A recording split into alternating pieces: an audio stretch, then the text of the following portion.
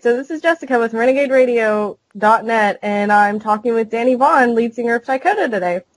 Hey, Jess, how you doing? Good. How are you? So what Uh, is it, like 4 or 5 o'clock where you are? You're in yeah, Spain, right? yeah, 5 p.m. That's right. Yep, sunny Spain. Wow. Wow. Yeah, it's only 10 a.m. here. So do you live in Spain permanently now? I do, yeah. I've lived here for, it'll be 8 years soon. Wow. And why did you move to Spain? Oh, a woman, of course. Of course. Well, do you like? I've been living in Europe for, let me think about this now, 13, 14 years. And when I met Melissa, who would eventually, uh, acquiesce to me clubbing over the head and making her my wife. She was living in Gibraltar at the time, and she's English but speaks Spanish very well. And I was living in Ireland, and I absolutely loved it there, with the one exception of the fact that it rained every day almost. And for many years that I was there, you get announcements like "Summer will be on a Tuesday this year," and that's about all you got. So when we started seeing each other and sort of courting one another, I came out here to start visiting her. And once you start looking around at what's out here and the climate and everything else, between that and being in love, it was a really easy decision to make. Yeah, I can imagine. I mean, I've always liked Europe, and I would love to move there eventually too. It's incredible there. Plus, the music seems to be a lot better there, or this kind of style of music seems to be bigger there. I think there's a lot more room for all kinds of music in Europe, and I think European fans, meaning no offense at all to American fans, but I find that American fans tend to be driven by trends, whereas European fans have very, very long memories. And, granted, bands like ourselves and Winger and Extreme, and they may not still be selling out stadiums, but they can put on a good show. People come out. They can get around out here. And it's also just, there's always the added problem when it comes to touring the States of the size of the country, you know. Yeah. Tyketto could play New York and L.A. and Chicago and Dallas, and that's an awful lot of empty space in between. Yeah. Yeah, gosh, most of the countries in Europe are smaller than Texas. Yeah, exactly. Yeah, England is about similar land space, I think. Yeah. All right. Well, I wanted to congratulate you and the band on the first music video in 22 years with Reach. That whole song, video, and album are just amazing. So what made you choose that song to do a video for? Oh, thanks. Well, it seemed pretty obvious, when we had all the songs kind of lined up. That to me and the guys in the band just really felt like it was the one that most naturally sounded like both Tyketto now and Tyketto then, if that makes sense. I think it Oh, was yeah. I think it was an easy sort of line parallel with something off of Don't Come Easy, And so when you've got, we've gone into the studio for the first time with a new guitar player, a new bass player, and we felt we came out with an extremely strong set of songs, but, also very aware that it is most certainly not Don't Come Easy. And fans are always kind of looking for that. So you want to kind of ease them into what's happening now. So Reach seemed like the best choice and best way to do that. Mm-hmm. Oh, it definitely did. Speaking of Don't Come Easy, you just re-released it on CD. What prompted this? Well, it's been out of print for, gosh, well over a decade. And it used to drive us crazy because, we don't own the rights to it. So people are just, why can't you, re-release it, reprint it? And, every year, our lawyer would make a call to Geffen Records, we'd like to re-release it, give it, and try to work out a licensing deal, anything where, they'd make money, we'd make money, let's just put it out so fans can stop paying stupid prices for, Japanese imports. Mm-hmm. And, we know we're not going to sell millions of copies, but it just seemed unfair that people wanted to have it on CD and couldn't unless they paid really exorbitant prices. So, one of the companies that specializes in doing that is Rock Candy Records, and I think they had been also trying to get Geffen to to work with them for years on it. Always present every year, and I'd like to have "Don't Come Easy, Please." Get nothing back on that. And then just one year they decided, somebody actually paid attention to the email or whatever, and they said they'd work out a deal with it. So really glad to have it where it's just easily accessible for anybody that might be discovering the band now, or anybody whose CD has just gotten worn out from play, Mm-hmm. Oh yeah, I definitely got it when it came out, and then I showed it to my boyfriend. I've got him hooked on Tyketto as well now, so I think it's gonna help promote new people to the band. Well, nicely done. Thank you. Of course.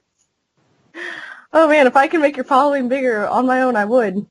I mean, Tyketto definitely deserves more recognition. Oh, thank you. We're really proud of the fact that we're still out here swinging, and nobody has any illusions about where we are on the food chain or anything like that. And I think one of the main differences there is that we're not making go home and buy a house money. We're making money that pays for the tour and might pay for some of the bills at home while you're away on tour, and that's enough. That's enough as far as a reason why. We get. It's such a big difference from the way it used to be when we started out, as far as the fan connection. We've always had a great fan connection, but of course, pre-internet, you don't have just the general, all the time, easy accessibility that you do now.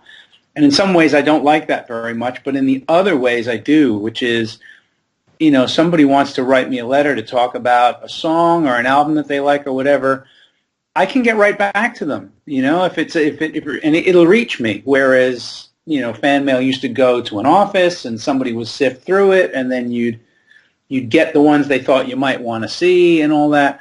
It's provided a much more personable connection with fans, and that has been it's been incalculably rewarding. It's really been one of my favorite things for why I keep making music.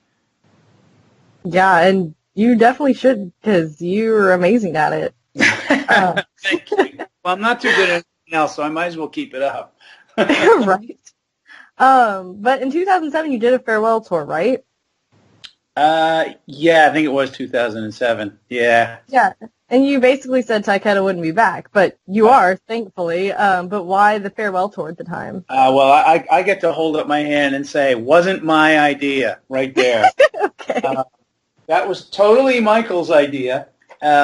He felt that we kind of, because we got back together in 2004 with the original lineup, mm-hmm. and we did some live stuff, and I don't know why, but Mike just reached this point where he just thought, I think we should stop. I think, we've made our point. We're still good at what we do. We still enjoy it, but I don't think, we've all got lives. We've all got businesses. We've all got families, whatever. And funnily enough, so he kind of lowered the boom on it and said, look, this is going to be the last one. And I was kind of surprised. And then, bless her, we did the final thing. And then his wife went to him and said, can I ask you a question? Why the hell are you stopping? And he said, well, to be home with you. She said, screw that. Get out there. Go play Tyketto. So I get a phone call within 6 months going, Isabel says we could keep going if we want. I was like, yeah, good for her. So she's my hero now. Right? Smart woman. And so the next album after that was Digging Deep in 2012, right? Yes. So what caused you to record that album then? Well, Frontiers Records had been after us for a long time to make a new album. They said anytime if we wanted to get together with the original lineup and write songs, that we would, that the door was open for us. And that's a nice, no-pressure kind of offer. And we'd talk about it from time to time. And I don't know, things weren't quite right or whatever. Different people have again, it's not a full-time thing. So, you have to catch people when they have some moments in their lives. And we just sort of did. Brooke was living in Las Vegas at the time. And Michael and I went out to Vegas to spend some time with him and just said, look, I've been kicking some ideas around. We'll come out for like a week. If you can spend a few hours with us every day, we'll find a place, we'll find a room, we'll sit and let's see if we've got anything, and if we don't, fine, we'll walk away, we'll say we tried. And the first song that Brooke brought to the table was Love to Love. And so we started working on that in Vegas, and we just came out of it we came out of a week later with about the skeletons of 5 songs, and we thought, you know what, this sounds like an album I'd like to make. So that was kind of the decision, and then we went back to Frontiers and said, guess what, we're actually getting ready to really do this and do it with the original band. Okay, so whatever happened with Diggin' Deep, though? Like, I don't think it was very widely known that it was released. Yeah, I think there was a couple of things with that. I mean, it got a fair amount of attention in Europe, and in fact, at one time, the week it came out, it was #1 at Virgin Records all across Europe. We were outselling Iron Maiden. Oh, wow. Yeah, I mean, it's that initial, that first week surge where all your fans go out and get the album. So, yeah, it did actually do all right. It was much tougher getting any attention in America at the time. And I think in the end, I like the album a great deal, but I feel that it's a little off balance. I don't know what the word I'm looking for, but it's not like with Reach. I just feel Reach is like I stand behind every song on that album. And with Diggin' Deep, I kind of feel like there's some songs that could have stood more time, more work put into it, and we just didn't have the time, I think, and that was our fault. We should have put a little more time into pre-production and polishing up the songs a little more, just some of them, I think. Okay. So speaking of Reach, so it's been doing better then. Like, how has it been doing since its release? Yeah, Reach has been doing phenomenally better, and made a lot of people's best AOR album of 2016. Made a lot of big lists with that, and I think as you said, with first video in a long time, Frontiers started pushing a little harder with us, and people that weren't sure what to think, with having a new guitar player and all that, were quite satisfied when the album came out. It's like, oh, wow, yeah, this guy's got it. So, and anybody that's seen the band live knows that, we've just kind of taken it up a notch. And I think Tyketto was always strong live, and it's gotten even stronger. With this album, there are 3 new members, are there, or is it 2? Yeah, actually 3. What it is Reach is the touring band. Because it's funny. It is actually Jed Ryland's first album with us, and I don't think of that because he's been playing keyboards with us live for several years. He's got an amazing voice, so he's my main go-to guy for the backup vocals. Great keyboard player and a good friend. So he's actually been with Tyketto for 3 or 4 years now. And this was actually the first time he recorded with us. So, yeah, Jed Ryland's on keyboards, Chris Childs from Thunder on bass, and I've worked with Chris on many, many projects, and I just think he's one of the best bass players there is out there. So when the opportunity came to have him, just said, let's get in there. So we do our best to work around Thunder's schedule when we can, but we can't always have Chris with us live, and that's the sacrifice you make. And of course, the new guitar player is Chris Green, who has played on occasion with Firehouse, but he's also from Furion and Pride and several other bands. And Chris is someone I've known for a good 15 years, and it's one of those, I'm going to keep my eye on this guy. I was always so enamored with the way he plays the instrument. I just figured at some point or another I'd do something with him. I didn't realize it was going to be Tyketto, but I'm really happy it is. So what was it like working and writing this album with them? Oh, it was wonderful. I mean, it's an odd world that we live in where, everybody lives in a different place and works in their studio and sends their ideas in emails, and then something comes back with, I'll send off an idea and then it comes back with guitar, bass, and drums on it. Like, it's a little bizarre.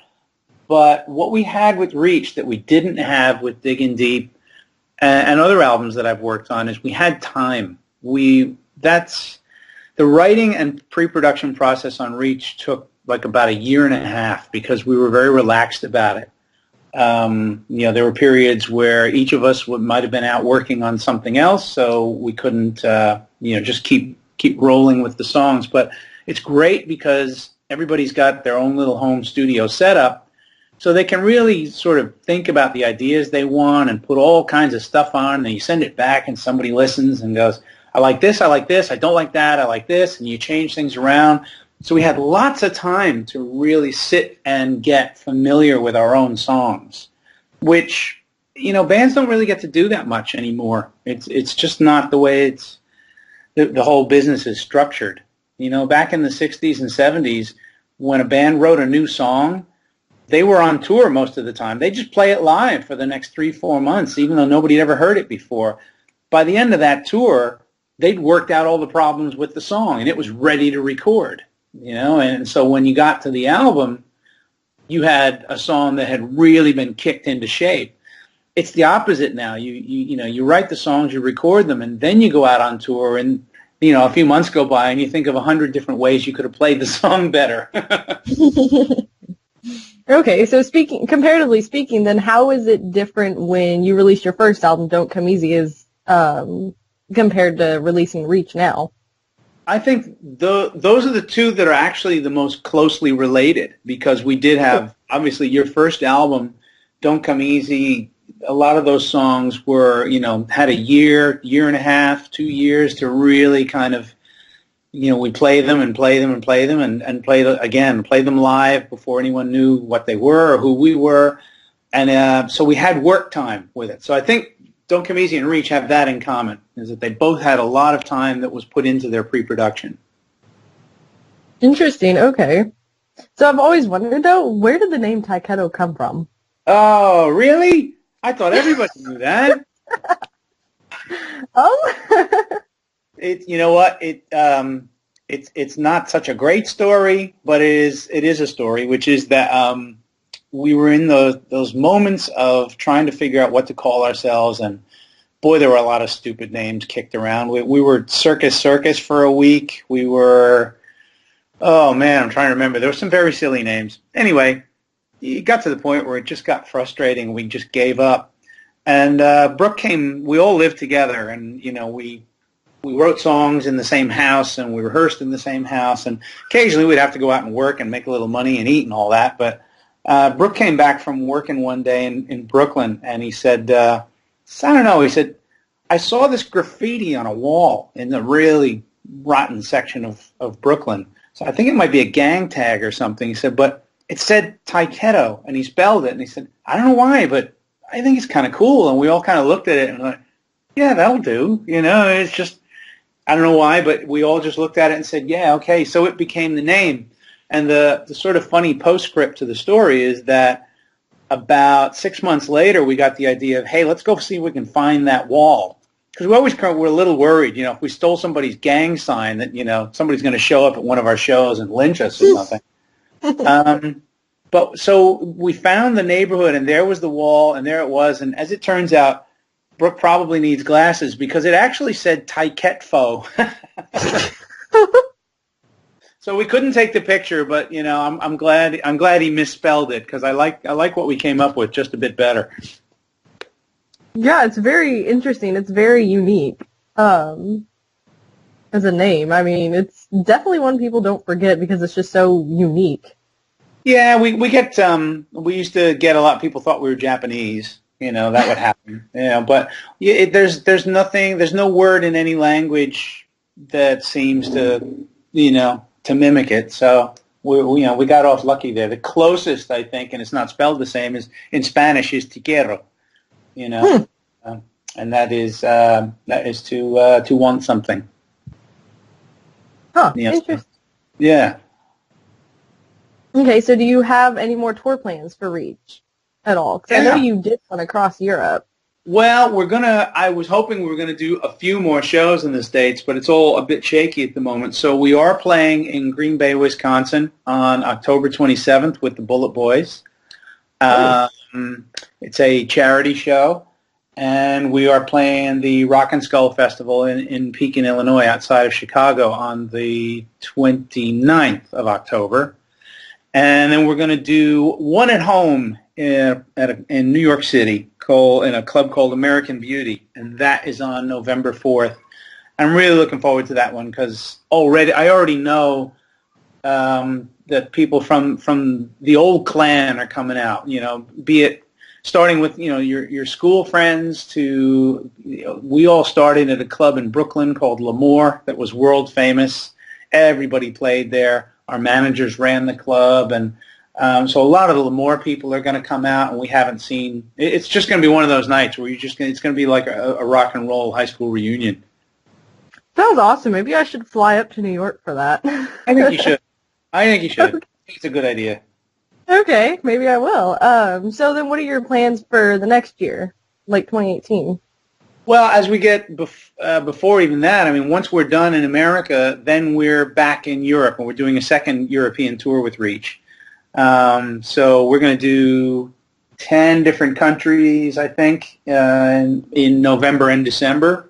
So that'll kind of take us to the end of the year. So we're going to be in Holland and Germany and Belgium and Scotland and England and Spain and Gran Canaria, Sweden and Norway. So that's all happening.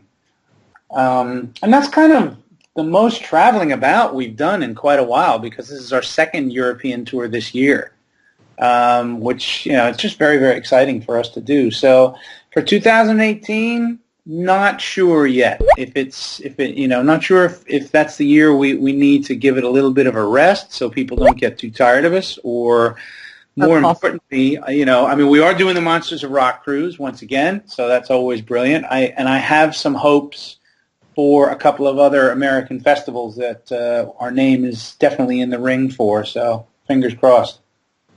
Yeah, I've definitely wanted to see you guys live for a long time, so maybe I should just fly somewhere for it. If you can, you'd be more than welcome. I'll tell you that much. The New York show, I definitely recommend that one because, it's not going to be, it's going to be like, 300-400 people, but afterwards we're just going to hang out. We've got nowhere else to be the next day. I mean, I'm flying back to Europe the following day, but not till the following night. So we're just going to hang out with our friends and say hello to everybody afterwards. There's no rush to, get thrown out of the club or anything like that. So I'm really looking forward to that one. That sounds great. Okay, so do you have any plans, maybe not in the near future, but eventually for another album release?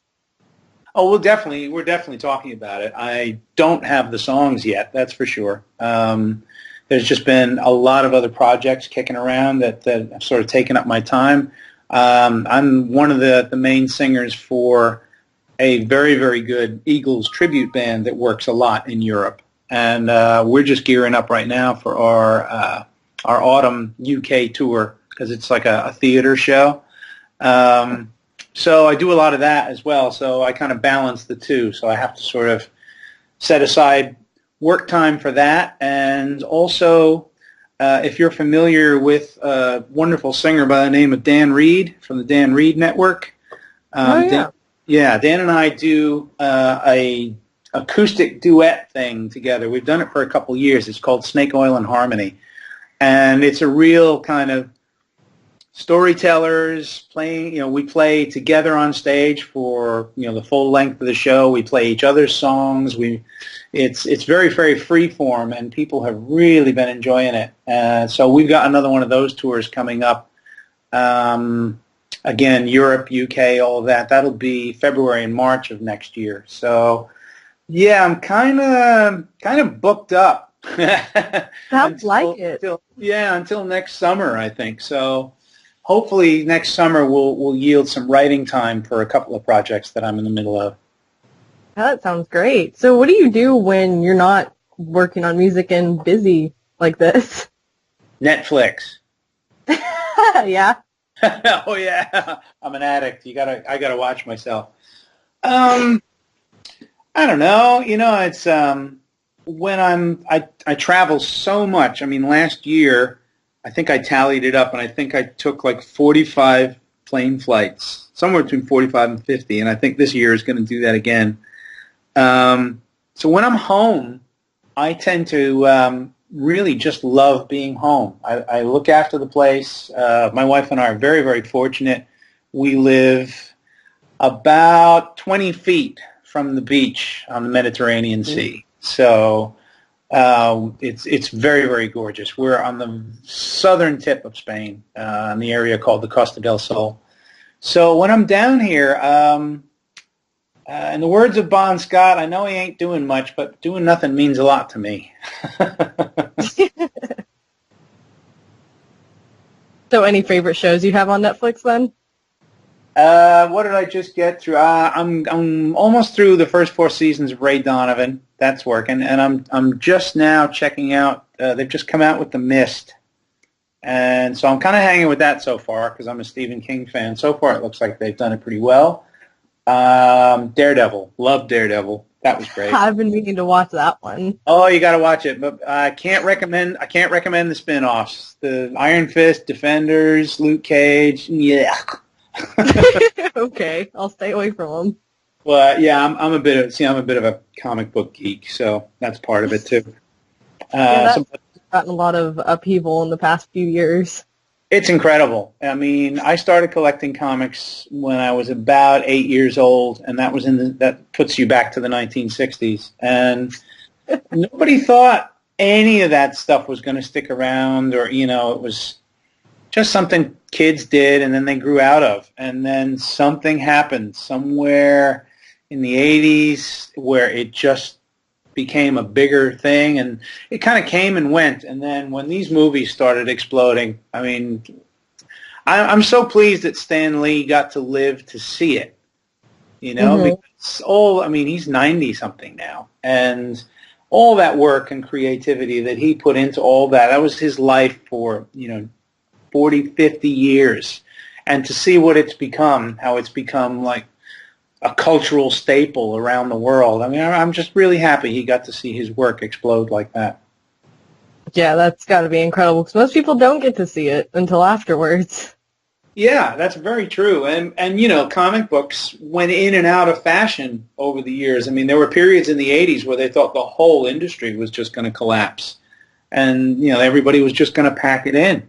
So it's great that it hung in there, and that we have this kind of quality fun going on. I'm a big fan of escapism. So yeah, especially like how this music's hung around, because it didn't seem like it would throughout the 90s, but then now it's just made such a huge resurgence, it seems.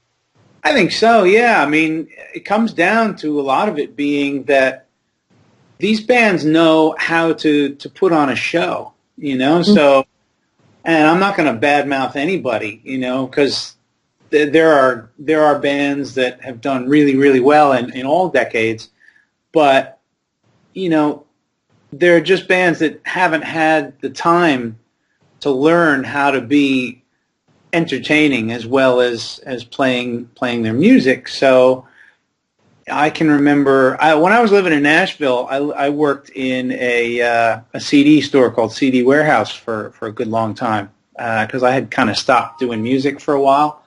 And I can remember when the Ozfest shows started picking up steam, and all of a sudden they became really, really big. And I can remember Ozfest played Nashville, and getting this 10-year-old kid come running into the store and said, "Listen, have you ever heard of a band called Judas Priest? I saw them today. They're fucking unbelievable." I was like, "Yeah." Step this way, son. Over here you go. And that's it, because who in the in the 2000s was putting on a show like Judas Priest does? Nobody. Right. They didn't have that kind of just the years of whipping that into shape and making it what it was. Judas Priest, Iron Maiden, The Who. These are bands that know how to get people up out of their seats, in large numbers, and that's a quality that's very, very important to rock and roll. Yeah, and their shows are just there's so much more. Like they add like some theatrics to their shows that just make it crazy. Yeah, Yeah, and that's been going for a while. I mean, I remember the first time I saw Extreme, they had just put their first album out yet, and still, it hadn't taken off. So I just saw them in a club, and it was like going to a rugby match with guitars. I'd never seen anything like that. They were literally.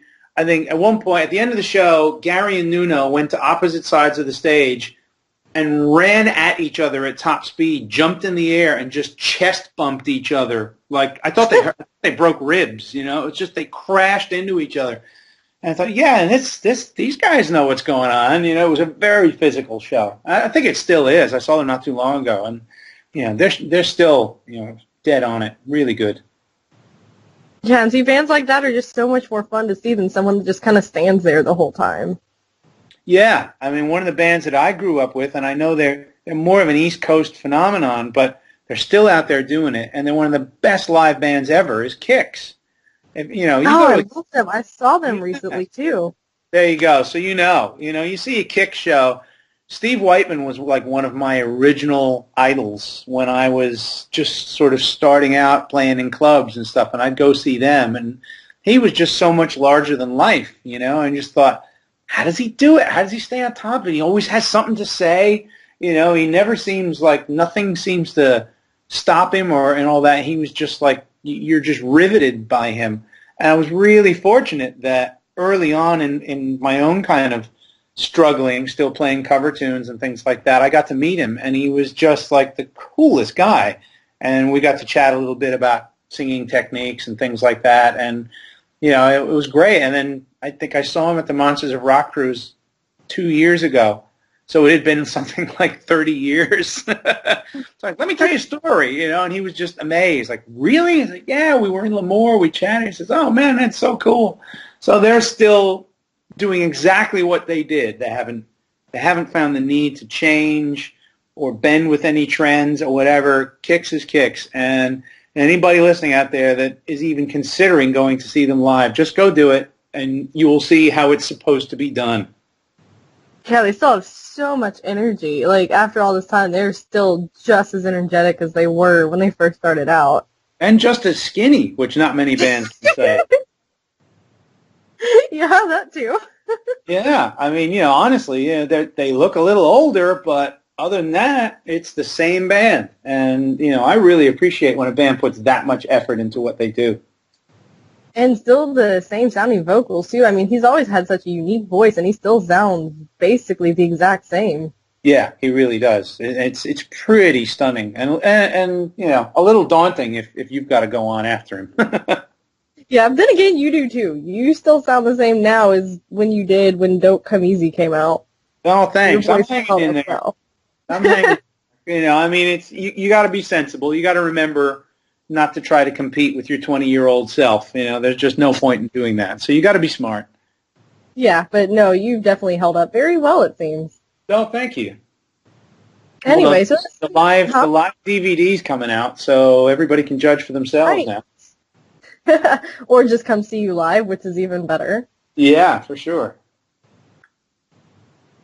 All right, well, that seems to be all the questions I've had. In fact, I've been winging it for the past, 5. But winging it's good. Yeah. Huh? Winging it's always good. Right? So if there's anything else you'd like to add. Well, just what I just touched on. October 13th, we're releasing our first ever live DVD. Fans have been asking for it for decades. And I'm really happy with the way it came out. It was filmed in April. We did the Frontiers Rock Festival in Milan, Italy. And we had about 2,000 crazy fans in there and just singing along, and it just made the show so much even greater. And it was also the last time that we performed Don't Come Easy all the way through the whole album, because it was on the tail end of the 25th anniversary of that. And we did some other songs as well, but it's going to be on DVD and Blu-ray. It's on the audio's on CD, and amazingly, it's going to be a double gatefold vinyl album, which blows my mind. That's going on again. So all that's coming out on October 13th, and if anybody wants to see some samples of what they might be getting, just go to our Facebook page, or just go to Frontiers Music, or get on YouTube and just put in Wings live in Milan because we've released a couple of songs so people can kind of get an idea of what they're in for. Great. Yeah, Wings has always been my favorite song, honestly. That's the first song I ever heard by Tyketto, and I just fell in love then. I think a lot of people did, and I'm really grateful for that. I don't. It's one of 2 or 3 songs that has been played at every show we've ever done. You know, there's never a reason to take that song out of the set. Yeah, that's great to hear. All right, well, Danny, it has been an honor talking to you. It really has, and I hope to see you in New York in November? Yeah, November 4th. Well, if you're serious about it, keep in touch with me and let me know. It'd be great. Yeah, no, I'm looking at flights now.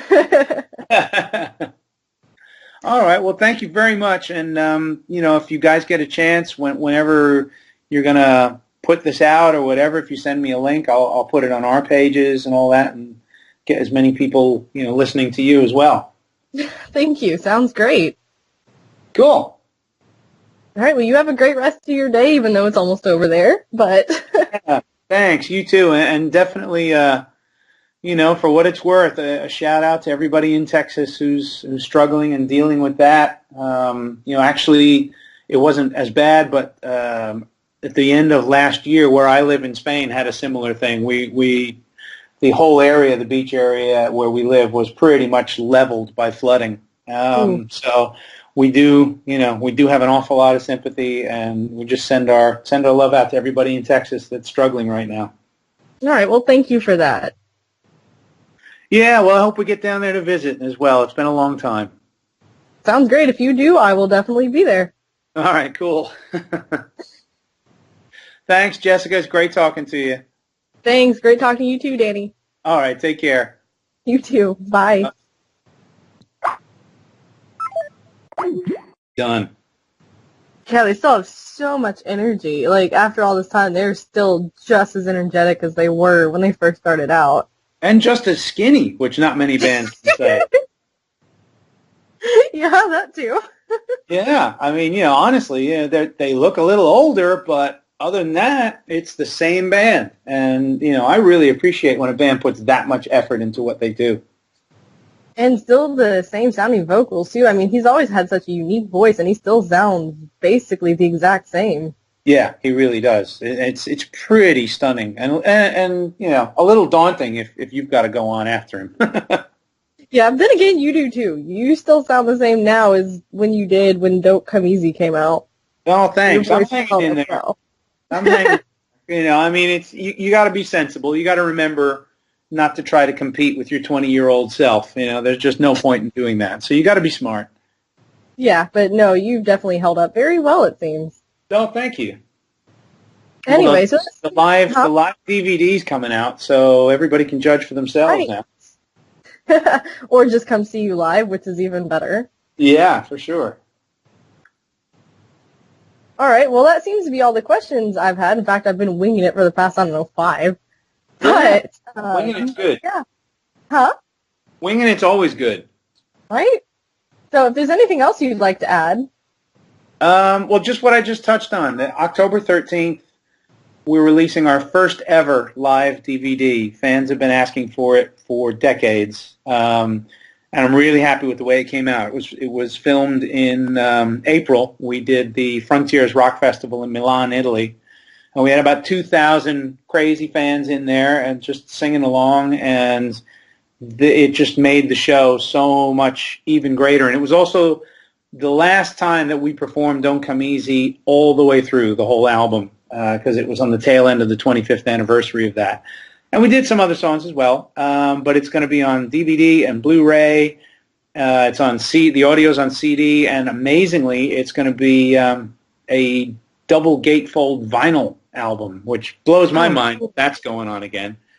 So all that's coming out on October 13th, and if anybody wants to see some samples of what they might be getting, just go to our Facebook page, or just go to Frontiers Music, or get on YouTube. Just put in Wings Live in Milan, because we've released a couple of songs so people can kind of get an idea of what they're in for. Great. Yeah, Wings has always been my favorite song, honestly. That's the first song I ever heard by Tyketto, and I just fell in love then. I think a lot of people did, and I'm really grateful for that. I don't. It's one of 2 or 3 songs that has been played at every show we've ever done. You know, there's never a reason to take that song out of the set. Yeah, that's great to hear. All right, well, Danny, it has been an honor talking to you. It really has, and I hope to see you in New York in November. Yeah, November 4th. Well, if you're serious about it, keep in touch with me and let me know. It'd be great. Yeah, no, I'm looking at flights now. All right. Well, thank you very much. And, you know, if you guys get a chance, whenever you're going to put this out or whatever, if you send me a link, I'll put it on our pages and all that and get as many people, you know, listening to you as well. Thank you. Sounds great. Cool. All right. Well, you have a great rest of your day, even though it's almost over there. But yeah, thanks. You too. And definitely, you know, for what it's worth, a shout out to everybody in Texas who's struggling and dealing with that. You know, actually, it wasn't as bad, but at the end of last year, where I live in Spain, had a similar thing. The whole area, the beach area where we live, was pretty much leveled by flooding. So we do, you know, we do have an awful lot of sympathy, and we just send our love out to everybody in Texas that's struggling right now. All right. Well, thank you for that. Yeah, well, I hope we get down there to visit as well. It's been a long time. Sounds great. If you do, I will definitely be there. All right, cool. Thanks, Jessica. It's great talking to you. Thanks. Great talking to you too, Danny. All right, take care. You too. Bye. Flooding. So we do, you know, we do have an awful lot of sympathy, and we just send our love out to everybody in Texas that's struggling right now. All right. Well, thank you for that. Yeah, well, I hope we get down there to visit as well. It's been a long time. Sounds great. If you do, I will definitely be there. All right, cool. Thanks, Jessica. It's great talking to you.